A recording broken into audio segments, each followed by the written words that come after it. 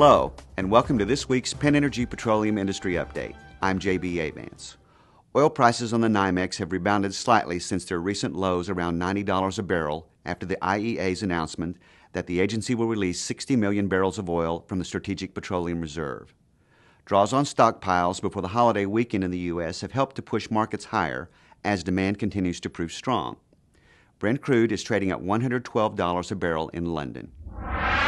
Multiple LNG projects have progressed this week. Qatargas signed an agreement with Argentinian Enarsa to supply long-term LNG to its Southern Cone FSRU project. Additionally, EDF has finalized its investment decision in the Dunkirk LNG import and regasification facility in France with partners Total and Flexsys G, scheduled to commence operations in 2015. The Dunkirk LNG terminal will cost $1.4 billion. Queensland's Premier, Anna Bligh, visited Texas this week, signing a cooperation agreement with Governor Rick Perry to promote the Australian state as a leader in LNG. With 2 coal seam gas to LNG projects under construction and another soon to follow, Queensland has emerged as a frontrunner to supply energy to Asia Pacific. In Western Australia, Japanese firm INPEX was awarded environmental approval for its Ichthys LNG project in the Browse Basin. The project will include the development of the offshore gas field, a major pipeline and LNG processing facility. A final investment decision from the company is expected soon. In Canada, Shell has won $865 million in funding from the governments of Alberta and Canada for the Quest Carbon Capture and Storage Oil Sands Project.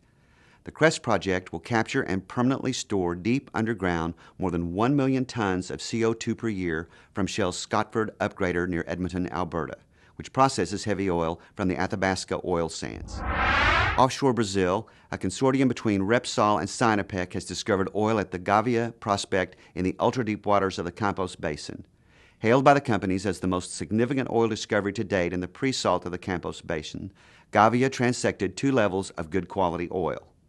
Project partners, including Statoil and Petrobras, are now analyzing the results from the well before moving forward with more drilling or evaluation work.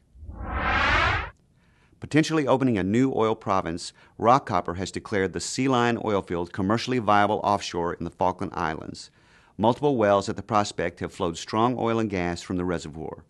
While additional appraisal drilling is planned, it is likely the field will achieve the first oil production from the South American country.